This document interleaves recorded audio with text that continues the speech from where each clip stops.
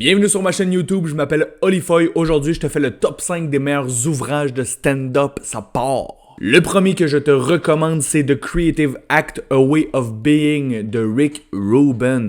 Le gros point positif de ça, c'est que ça s'adresse à tout le monde qui veut être créatif dans la vie. Que tu sois un professionnel, que tu sois dans le domaine de la musique, de la peinture, du stand-up, évidemment, ça te dit comment être inspiré, comment avoir une mentalité, une ouverture d'esprit, comment laisser vivre la créativité en toi, comment y avoir accès. Pour moi, c'est vraiment comme une espèce de... vraiment la philosophie de la créativité. Moi, il y a beaucoup de phrases qui me marquent. Je suis en train de le lire présentement. J'ai pas tout lu encore, mais je peux pas m'empêcher de noter. Ça me fait penser à des affaires de mon stand-up. Je fais des liens avec l'humour puis je me les note. Il y a même un espace à la fin où on peut s'écrire des notes, des jokes, des choses auxquelles tu penses. Donc, gros point positif, ça s'adresse à tout le monde qui veut être créatif, pas juste en stand-up. Le côté négatif, c'est vraiment, il y a un aspect très philosophique quand même, très spirituel. Rick Rubin, pour ceux qui savent, c'est un producteur de musique, mais genre, il a l'air d'un vieux mage, là, tu sais, il a l'air d'un vieux magicien. Il a vraiment genre une grosse barbe, il est très bouddhiste dans son approche. Ça se peut que ça parle pas à tout le monde, l'aspect plus spirituel, mais moi, je trouve qu'en termes de philosophie, puis quand tu fais des liens avec le stand-up, ça te met dans une position d'être créatif. Le deuxième, c'est évidemment The Comedy Bible. Il faut le suggérer, c'est un incontournable. Un des gros points positifs, c'est qu'il y a vraiment des trucs d'écriture. Ça te dit comment faire du stand-up. Il y a des trucs auxquels je me réfère presque à tous les jours. Je me mets des notes dans mon cahier d'écriture, notamment au niveau des émotions, au niveau de la structure d'une joke. C'est vraiment la Bible du stand-up. Presque tout le monde que je connais sait c'est quoi ou l'a lu au complet. Il faut le lire un jour dans sa vie. Je ne l'ai pas physiquement. Moi, je l'ai lu illégalement en PDF sur mon cell. Mais ça te prend vraiment par la main de A à Z quand tu n'en as jamais fait. Il y a des exemples de jokes d'humoristes très connus. Il y a des trucs d'exercice. Littéralement, ça dit... genre, prends 15 minutes puis il faut que tu fasses cet exercice-là. Ça t'encourage à avoir un comedy buddy aussi, donc c'est une bonne idée. Si tu peux le lire en même temps que quelqu'un d'autre qui est au même niveau que toi, vous partagez vos trucs, vos connaissances, vos apprentissages. Et vraiment, c'est parfait pour noter des informations, vraiment des notions de stand-up. Là. Moi, les 4 émotions de Weird, Scary, Hard, Stupid, je les utilise tous les jours. Côté négatif de Comedy Bible, ça commence à faire un asti de bout que c'est sorti quand même. Là. Fait que ça se peut qu'il y ait des exemples vieillots. Ça se peut que genre le rapport à genre comment faire de la télé aux États-Unis dans les années 90, ça nous parle plus. Mais pour apprendre le stand-up, c'est un incontournable. Ma troisième recommandation, c'est Haute Démolition de Jean-Philippe Barry-Guerrard. J'ai vraiment aimé lire ce livre-là. C'est pas de la théorie, c'est vraiment de la littérature, c'est vraiment une histoire. Mais je trouve qu'il a quand même fait ses devoirs en termes de trouver de bien décrire l'univers du stand-up. On suit 2 personnages, 2 amis, un que ça débloque hyper rapidement, un autre qui struggle un peu plus. Il n'a jamais vraiment fait le rapport, je pense, là, mais on peut faire des liens avec les épopées de Julien Lacroix quand même. Il y a un personnage qui vit des difficultés, qui vit des accusations aussi. Il y a 2-3 éléments qui sont pas 100% fidèles au milieu d'humour que je connais. Genre, ils décrivent qu'il y a les 2 persos qui font de la coke au Terminal Comedy Club. Perso, j'ai jamais vu ça en 7 ans de stand-up. Là. Peut-être que c'était le même il y a 10-12 ans. Aucune idée. Mais ça, je trouve pas ça hyper fidèle. Mais il y a beaucoup d'éléments comme la jalousie, les émotions, les réflexions que tu peux avoir quand tu commences à faire du stand-up, la comparaison avec tes pairs de même niveau. J'ai vraiment aimé ça. Donc, le point positif, c'est vraiment l'univers du stand-up qui est assez bien décrit. Il y a beaucoup de gens qui ont participé. Là, Suzy Bouchard, Rosalie Vaillancourt ont participé à s'assurer que l'univers était bien représenté. Petit côté négatif quand même, étant donné que c'est de la littérature, il y a un niveau de narration qui peut être déstabilisant pour les gens qui ne sont pas habitués. C'est écrit au-dessus tout le long. Alors, tu vas faire ça, tu te dis ça, tu t'en vas là, tu remarques ça. moi, j'ai trouvé qu'il y avait vraiment... ça m'encourageait à vouloir continuer à lire. Pour moi, ça a été un positif parce que je me sentais un peu comme genre dans une locomotive de train, là, tu sais. À chaque début de phrase, t'es réimpliqué dans l'histoire, là. Tu fais ça, tu fais ça. On s'y habitue vraiment rapidement. Moi, je suis pas un grand lecteur dans la vie, mais j'avoue que ce niveau de narration-là a fait en sorte que j'avais le goût de me rendre à la prochaine phrase tout le temps. Mais c'est pas tout le monde qui peut le vivre de la même façon. Prochaine recommandation, Born Standing Up de Steve Martin. Steve Martin, pour ceux qui ne savent pas, c'est le gars dans Only Murders in the Building. Mais back in the days, c'était une légende de stand-up aux États-Unis, là.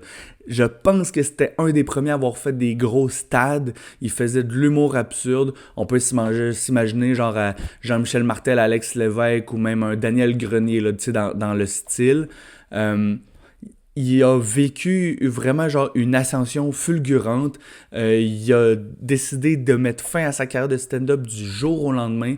Il était rendu trop populaire pour le type d'art qu'il voulait faire, là, qui est une décision qu'on n'a pas l'habitude d'entendre, là. C'était après ou pendant la guerre du Vietnam, dans ces années-là, il sentait qu'il y avait un réel besoin de la population de vivre de la stupidité, genre vraiment des idées absurdes pour oublier complètement le contexte politique de cette époque-là. J'aime des petits détails qui confient quand même, tu sais, il parle notamment de ses apparitions à Johnny Carson, le légendaire show télé qui a mis beaucoup de stand-up en valeur. La légende raconte que quand tu faisais un Carson, du jour au lendemain, t'étais une vedette. Il déconstruit un peu ce pattern-là parce qu'il dit, sans blague, si tu l'as pas fait genre 10, 11, 12 fois puis que tu scorais à chaque fois, oui, les gens vont peut-être un peu te reconnaître, mais c'est pas ça qui va faire en sorte que tu deviens la meilleure superstar de l'époque. Puis lui, il a fait genre 13 apparitions en un été ou genre en 2 ans, ça a comme pas rapport, là, tu sais. Puis il raconte le fait que il y avait de la pression de performer là, mais c'est ce qui a fait en sorte qu'il a atteint un aussi gros bassin de fans. J'ai vraiment aimé, donc le côté positif, c'est vraiment le fait que c'est une légende de stand-up. Je pense qu'il faut savoir c'est qui si tu t'intéresses à l'humour aux États-Unis. Le côté négatif quand même, étant donné que c'est une biographie plus qu'un cours de stand-up, il y a quand même une grosse partie sur son enfance. Lui, il a découvert la magie avant de découvrir le stand-up. Ça se peut que ça prenne quand même genre la moitié du livre avant que tu sentes des vrais liens qui peuvent t'intéresser dans ton propre stand-up. Mais moi, je l'ai lu relativement vite. J'ai vraiment été intrigué. Puis il y a quand même des liens à faire avec la magie puis l'humour ultimement parce que, puis il le mentionne lui-même, là, mais ça reste que c'est une manière d'utiliser la surprise. Fait que lui, il a appris en magie de créer des attentes et les flipper pour créer comme de l'exaltation ou tu sais, comme créer vraiment genre la fascination de son public de magie. Puis qu'il y avait juste à faire le switch avec des jokes. Puis c'est quand même une réponse spontanée que tu t'attends. C'est juste que c'est spécifiquement le rire. Et parenthèse aussi, tu sais, c'est pour ça que l'horreur est proche de l'humour aussi. Parce que c'est de la gestion de surprise. Je suis quand même un fan de l'œuvre de Jordan Peele, qui est le réalisateur. Lui, il a commencé avec Key & Peele, qui faisait des sketchs. Puis là, maintenant, il fait des films d'horreur. Mais il a dit que c'est vraiment pas loin du stand-up parce que c'est de la gestion de surprise. Alors, Steve Martin, je vous le recommande. Dernière suggestion, Tom Segura, I'd Like to Play Alone, Please. C'est une collection de textes. Il y en a que c'était des textes de stand-up, il y en a qui sont des histoires inédites seulement pour ce livre-là. J'ai aimé la structure. Pour moi, Tom Segura, c'est vraiment un bon modèle des meilleurs storytelling que j'ai entendus, là. Tu sais, peut-être moins, mettons, son dernier ou son avant-dernier special, là, mais ses 2-3 premiers Netflix, il construisait des histoires de 10, 12, 15 minutes. Puis il y a un paragraphe que je me suis noté dans mon cahier de notes qui raconte comment il construit une histoire. Ça vaut vraiment la peine. Le build tension, add color to character, add funny details throughout. Ça m'a vraiment marqué pour le storytelling si c'est quelque chose que ça vous intéresse. Donc le point positif, c'est que c'est quand même un stand-up très connu aux États-Unis. Il y a des textes inédits. Côté négatif, c'est que ça se peut que vous reconnaissiez une ou deux anecdotes que vous avez vues dans des specials.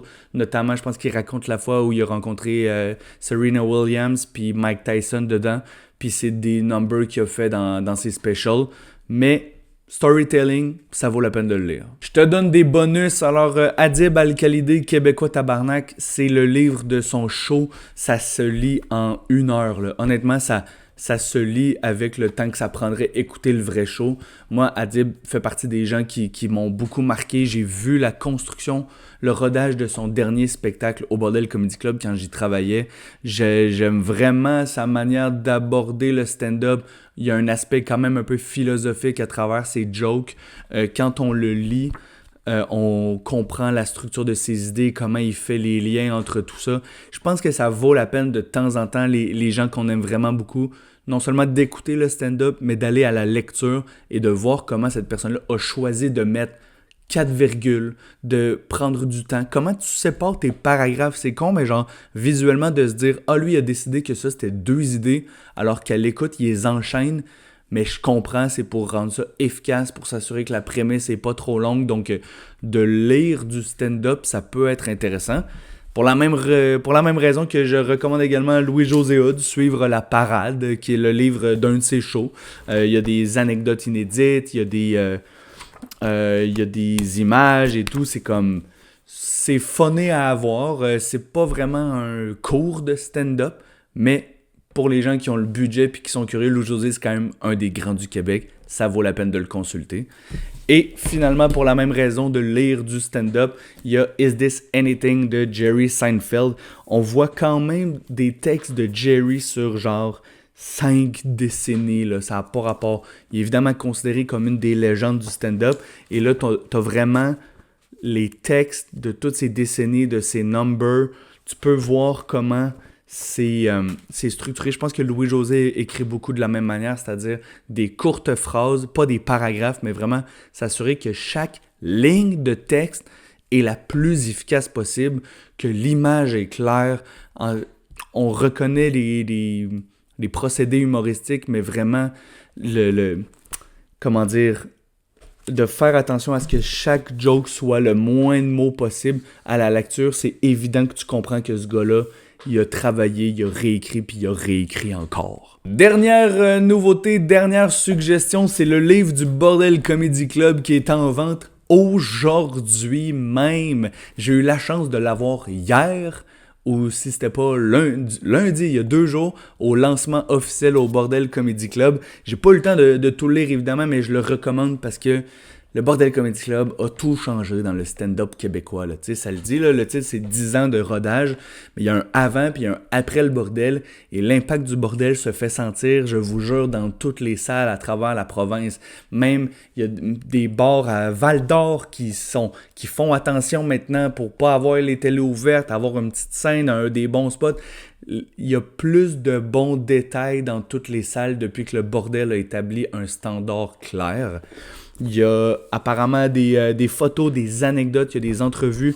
J'ai appris hier, encore une fois, il y a 2 jours au lancement, qu'il y a des codes QR, 16 codes QR que tu scannes qui amènent à des entrevues inédites en ligne. Fait que tu as 16 entrevues ou 22 entrevues de 20 à 1 heure. Fait que tu as 16 podcasts en plus du livre même. C'est fucked up, là.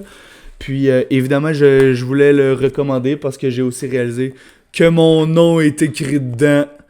Fait que c'est sûr que moi, ils m'ont gagné de même. Fait que je suis assez égoïste pour vouloir en parler. Puis c'est grâce à ça qu'aujourd'hui, je voulais vous le recommander. Merci d'avoir été à l'écoute. Si t'aimes ce genre de contenu-là, évidemment, j'aimerais ça faire aussi les specials à écouter, les émissions qui ont rapport au stand-up. Je prends toutes vos idées. Merci aux gens qui commentent, merci aux gens qui m'écrivent des messages en privé pour me dire qu'ils aiment ça. Ça me fait vraiment chaud au cœur. Et sinon, on se revoit dans une prochaine vidéo.